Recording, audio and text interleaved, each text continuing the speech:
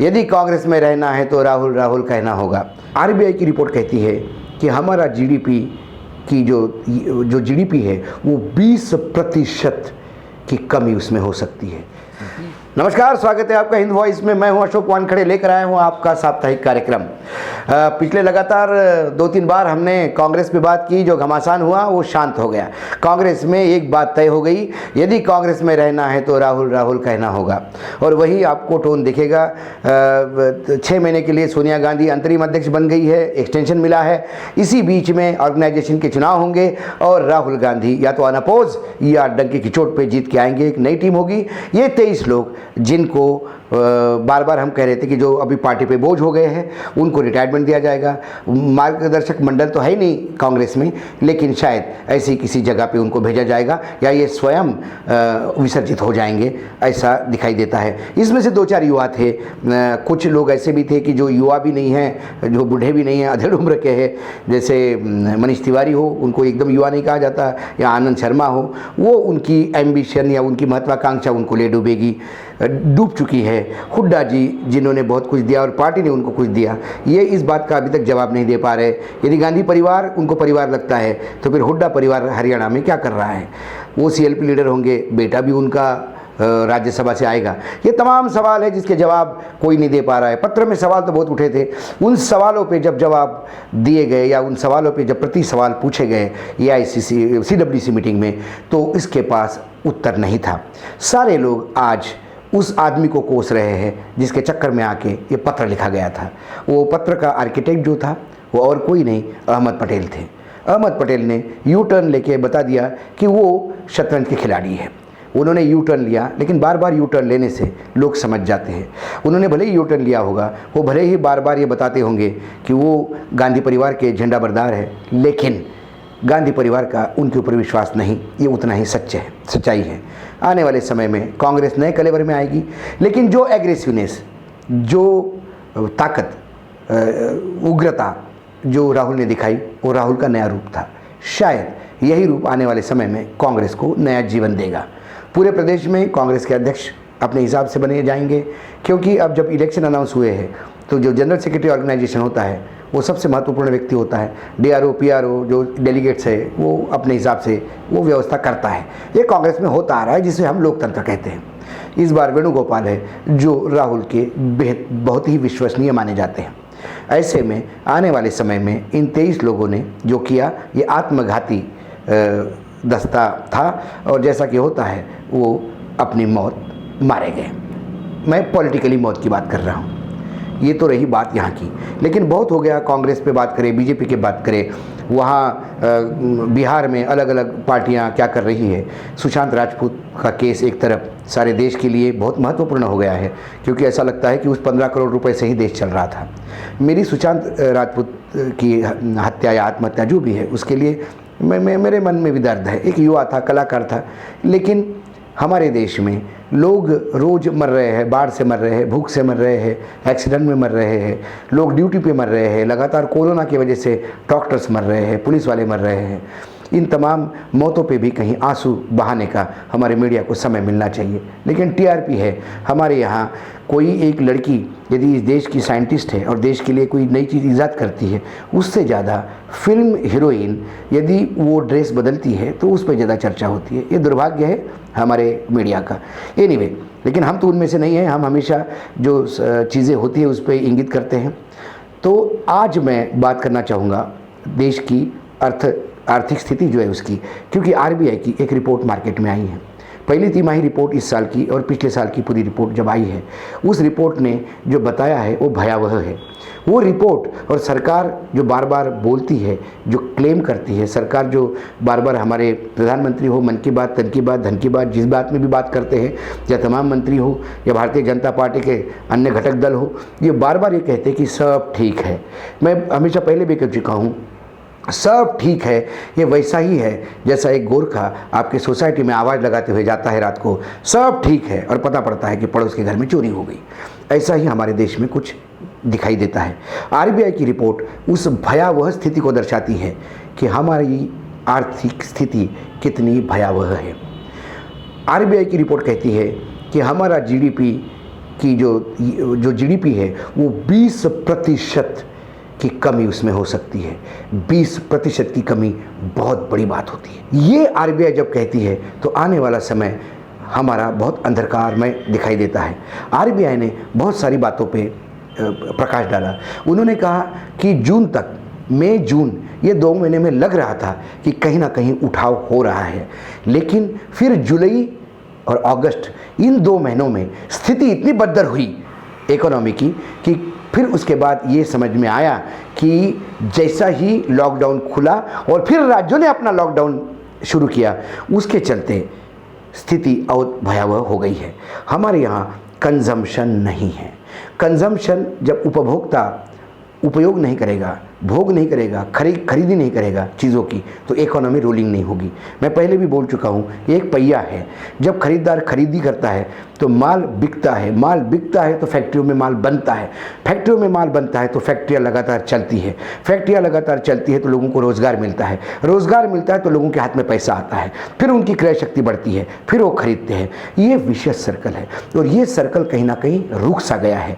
रुक सा इसलिए गया है कि आरबीआई की रिपोर्ट कहती है कि जो बेसिक कंजम्पशन है, जब तक रेंटल जो आदमी ऐसे कुछ चीज़ों पे खर्चा करता है वो अनिवार्य है, जैसा खाने पे खर्चा अनिवार्य है, किराया मकान का देना ही होता है, या आप दुकान का किराया है तो देना ही होता है। जब तक मकान का किराया, दुकान का किराया और अपने खाने पे खर्चा बढ़ेगा नहीं, तब तक इकोनॉमी को जो बेसिक पुश है वो मिलेगा नहीं। वो पुश कहीं ना कहीं कमज़ोर पड़ता दिखाई देता है, क्योंकि लॉकडाउन के चलते और कोविड के चलते कई जगह लोगों ने किराए आधे दिए, किसी ने देना बंद कर दिए, किसी ने कहा बाद में देंगे, ये हुआ है। दूसरी बात, जो तनख्वाहें मिलनी थी वो 30% मिल रही है, 50% मिल रही है, कहीं मिल भी नहीं रही है, कहीं ये बोला जा रहा है कि बाद में देंगे। इस वजह से भी क्रय शक्ति कम होती जा रही है। क्रय शक्ति कम होती जा रही है तो आदमी जब बाकी की चीज़ों पे खर्चा कम करता है तो खान पीन पे भी खर्चा कम करता है। दूसरी ओर मार्केट में सब्जियों के दाम, बाकी चीज़ों के दाम उस आसमान को छू रहे हैं कि पैसे कम और उसमें दाम ज़्यादा। ऐसे में फिर आदमी खर्चा करना और कम करता है।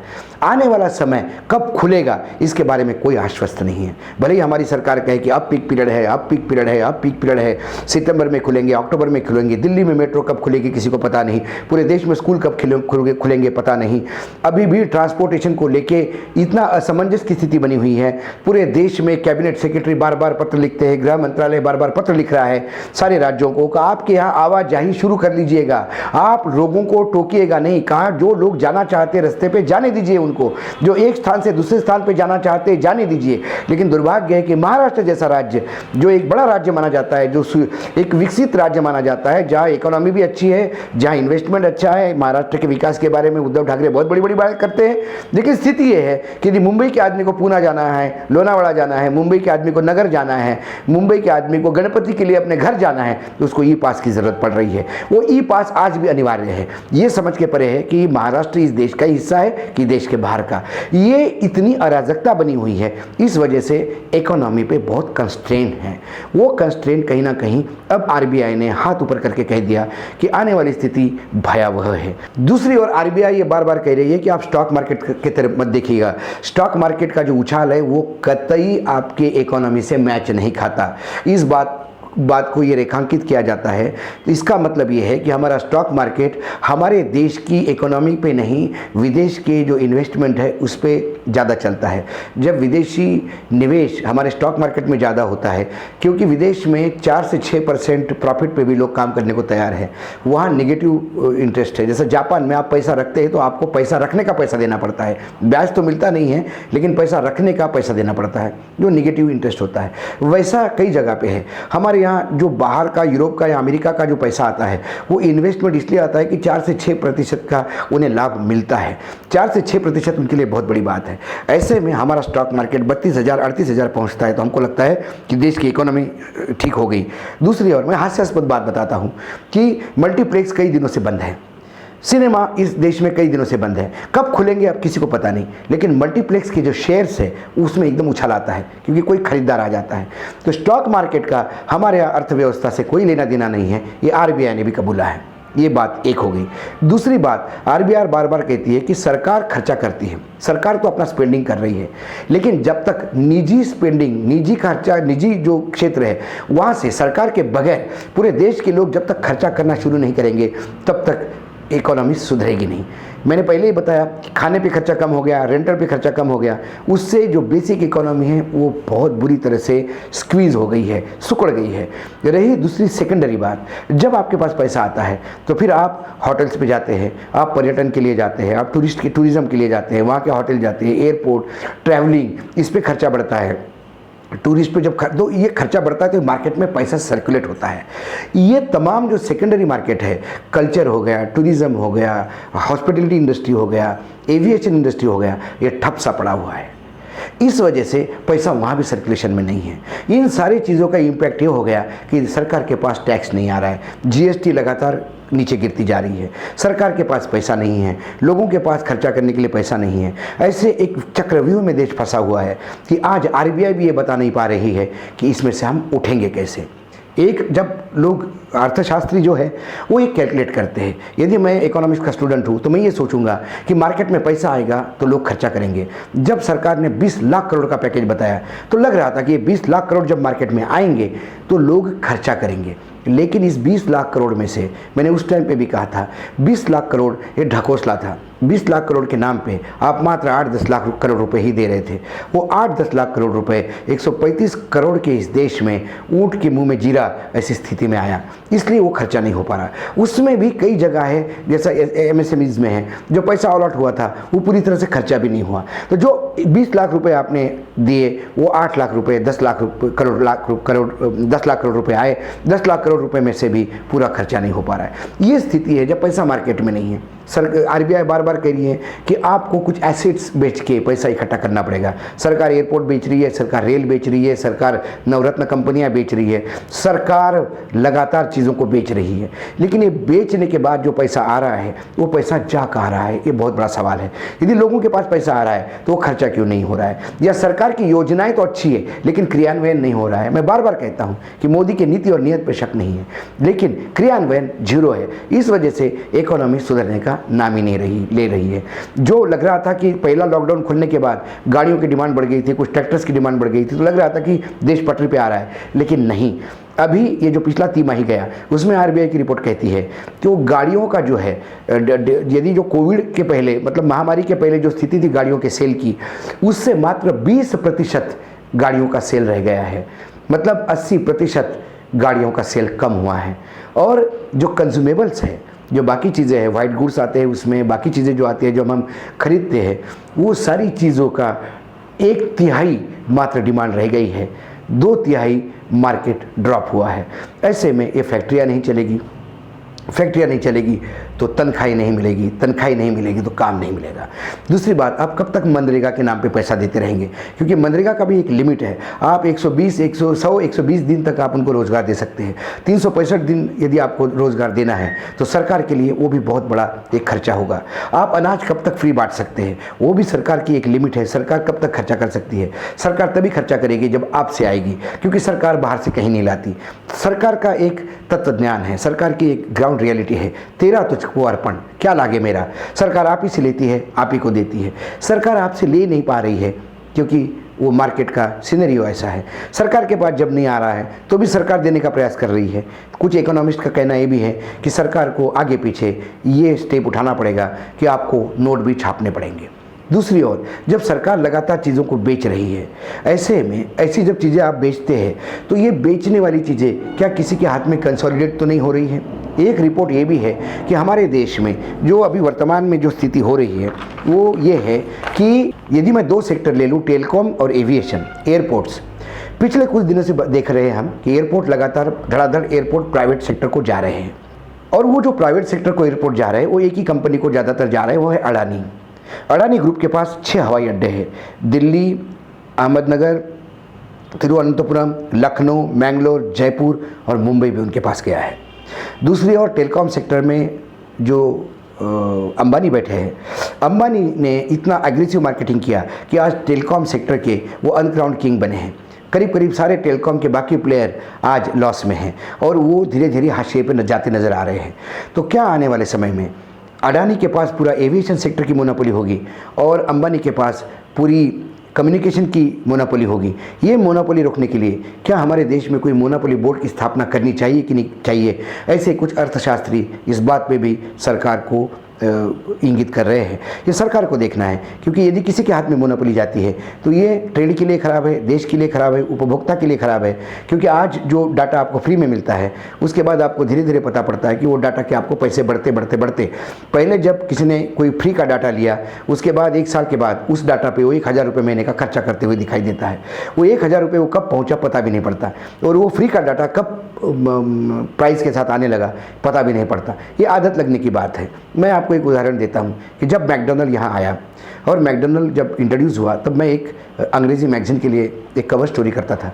तो मैकडॉनल्ड का जो इंडिया का जो हेड था उससे मेरी बात हुई, तो मैंने उनको कहा कि विदेश में जब मैकडॉनल्ड कि जब हम आउटलेट देखते हैं तो उस आउटलेट में बच्चों के लिए खेलने को या बच्चे के बर्थडे सेलिब्रेट करने वाला कोई कंसेप्ट नहीं होता। मैकडॉनल्ड वो सिर्फ जाते हैं, लोग बर्गर खाते हैं, बाकी चीज़ें खाते और आते हैं। आपने भारत में ये जो नया कंसेप्ट दिया कि यहाँ बच्चे भी आएंगे, बच्चों के बर्थडे भी मनेंगे, तब उन्होंने कहा कि मैं जानता हूँ कि जो मैकडॉनल्ड में आज हमारे यहाँ लोग आ रहे हैं तो ये लोग मैकडॉनल्ड टेस्ट करने के लिए आ रहे हैं, लेकिन भारत ये ऐसा देश है कि जहाँ स्ट्रीट फूड बहुत फेमस है, समोसे कचौरी ये चीज़ें ज़्यादा खाएगी। अब समोसे कचौरी खाने वाले को हम इमीडिएटली बर्गर पे शिफ्ट नहीं कर पाएंगे, लेकिन हम जानते हैं यदि हमने बच्चों का वहाँ पे खेलने का स्थिति रखी, बच्चे के बर्थडे सेलिब्रेट होने लगे, तो बच्चे जो छोटे हैं वो जब मैकडॉनल्ड में अपना बर्थडे सेलिब्रेट करेंगे तो बर्गर खाएंगे। यदि बचपन से बच्चे को बर्गर की आदत लगेगी तो वो समोसा और कचौरी का वो क्लाइंट हमारा धीरे धीरे टूटेगा, आने वाले समय में वो बर्गर का होगा। ये बात उन्होंने ऑफ द रिकॉर्ड कही थी, लेकिन अब मैं रिकॉर्ड पे कह सकता हूँ, मैं उनका नाम नहीं ले रहा। लेकिन आज स्थिति यही हो गई है कि आज जो बच्चा छोटा था उस समय जब मैकडॉनल्ड इंडिया में आया वो आज 18-20 साल का हो गया है। आज उसको समोसा नहीं, आज उसको बर्गर चाहिए, क्योंकि वो बचपन से खाते आ रहा है। वैसा ही फ्री डाटा है, जब आपको फ्री कोई चीज़ मिलती है वो आपको सिर्फ आदत लगाने की बात होती है, बाद में उसका पैसा पूरा वसूल होता है। इसीलिए क्या आने वाले समय में अंबानी के हाथ में पूरा कम्युनिकेशन जाएगा, आने वाले समय में इस देश के पूरे एविएशन पे अडानी का कब्जा होगा। नहीं होना चाहिए, क्योंकि फ्री इकोनॉमी में मोनोपोली की जगह नहीं होती। ऐसे में क्या सरकार कोई मोनोपोली बोर्ड की स्थापना करेगी? करनी चाहिए, ऐसा कुछ लोगों का कहना है। इसी पीरियड में बैंक्स में फ्रॉड भी बहुत बढ़ गए हैं। जो आंकड़ा आरबीआई का ये रिपोर्ट बताता है वो 2019-20 में, यानी जो एनुअल रिपोर्ट है वो बताते हैं कि बैंक में 28% फ्रॉड बढ़े हैं। पिछले साल से इस साल बैंक में जो घपले हुए हैं वो 28% ज़्यादा है। लेकिन आंकड़ा 28% लगता है, लेकिन हम जब पैसे में इसकी यदि वैल्यू करें, पैसे में इसको तोले, तो वो 129% ज़्यादा है। मतलब इस 28% फ्रॉड ने 129% अमाउंट में देखा जाए तो बैंकों को मारा है। हम बार बार कहते थे कि यूपीए की सरकार में ही फ्रॉड होते हैं, क्योंकि यूपीए की सरकार करप्ट थी। नरेंद्र मोदी की सरकार निहायत ईमानदार है, लेकिन 28% फ्रॉड में बढ़ोतरी और 129% अमाउंट में, उस पैसे में, पैसे के जितने पैसे उसमें आंकड़े में जब बढ़ोतरी होती है तो सवाल उठता है, क्या हमारा बैंकिंग सेक्टर ही भ्रष्ट है? सरकार कोई भी आए, कोई भी जाए, बैंक भ्रष्ट होते जाएंगे। कब तक सरकार बैंकों को पैसा देगी? कहीं ना कहीं इस भ्रष्टाचार को भी अंकुश लगाना होगा, और यह अंकुश लगाने के लिए जब तक बैंकिंग सेक्टर के लोगों को इसकी जवाबदेही तय नहीं होगी तब तक ऐसे ही उद्योगपति इसका फ़ायदा उठाते रहेंगे। आज हम इकोनॉमी को बता रहे हैं, मैं फिर कह रहा हूँ, मैं आशावान हूँ, क्योंकि अर्बन और रूरल, ग्रामीण और शहरी, ये जब अर्थव्यवस्था की तुलना होता है तो आज हमारी ग्रामीण व्यवस्था फिर सुधरने के ट्रैक पे है। वो शहरी अर्थव्यवस्था से कई अच्छी स्थिति में आरबीआई को दिखाई देती है। इसका मतलब फिर एक बार गांव ही इस देश को बचाएगा। मैं हमेशा कहता हूँ, भारत एक ग्रामीण देश है, भारत ग्रामीण लोगों का देश है, भारत गाँव का देश है। हमारा भारत मात्र बम्बई, कलकत्ता, दिल्ली और चेन्नई में नहीं बसता, हमारा भारत ग्रामीण क्षेत्र में बसता है। और जब जब भारत में संकट आया, ग्रामीण क्षेत्र से ही भारत को मदद मिली है। हमारे फौज में जब शहादत होती है तो मैं बहुत कम जगह ऐसा दिखाई देता है कि वो जो शहीद की डेड बॉडी है किसी शहर में आई हो। शहीद की डेड बॉडी हमेशा गांव में जाती है। सीमा में फौज हो या इकोनॉमी हो, किसान हो या मजदूर हो, आता गांव से ही है। और ये दुर्भाग्य है कि हम स्मार्ट सिटी पे काम करते हैं, स्मार्ट गांव पे कोई काम करता नहीं। ये वस्तुस्थिति है। हमें ये देखना होगा कि हमारी प्रायोरिटीज़ क्या होनी चाहिए। मैं आशा करता हूँ, क्योंकि मैं आशावान हूँ। मैं आज इस सरकार पे भले ही मेरा विश्वास नहीं हो, अर्थशास्त्रियों पे विश्वास नहीं हो, RBI पे विश्वास नहीं हो, या इंटरनेशनल रेटिंग एजेंसी पे मैं विश्वास नहीं रखता। मैं विश्वास रखता हूँ इस देश की जनता पे। भारत की जनता ने हर समस्या से लड़ी है। भारत की जनता समस्याओं से उभरना जानती है। कोविड की महामारी और इस बिगड़ी हुई आर्थिक स्थिति को भी देश की जनता ही संभालेगी। लेकिन मेरा शासनकर्ताओं को हाथ जोड़ के विनती है, नोटबंदी, GST के 5 प्लेटफॉर्म जैसे शगुफे मत छोड़िएगा। इस देश की इकोनॉमी को उभरने दीजिएगा। इसको ब्रेक लगाने वाले आप लोग हैं। आप करने अच्छे आए थे, लेकिन आपने 12 बजा दिए। अब देश को सुधरने दीजिए। यही मैं उनको हाथ जोड़ के विनती कर सकता हूँ। आप सब जो दर्शक सुन रहे हैं, देख रहे हैं, उनको मैं रिक्वेस्ट कर सकता हूँ, ज़्यादा से ज़्यादा खर्चा करिएगा, लेकिन खर्चा करते समय ये ज़रूर ध्यान रखिएगा, इतना भी मत करिएगा कि आपकी पूरी पूंजी खत्म हो जाए, क्योंकि पूंजी बचाना ज़रूरी है। ग्रामीण क्षेत्र को फिर से एक बार सैल्यूट करता हूँ। वॉइस ऑफ हिंद वॉइस की तरफ से फिर से एक बार उन तमाम मेरे मजदूर भाइयों को, मेरे किसान भाइयों को, कि जिन्होंने इस देश की इकोनॉमी को आज भी ट्रैक पे लाने में सबसे पहली मदद वही कर रहे हैं। आज इतना ही, फिर आऊँगा किसी नए विषय के साथ। तब तक आप देखते रहिएगा हिंद वॉइस।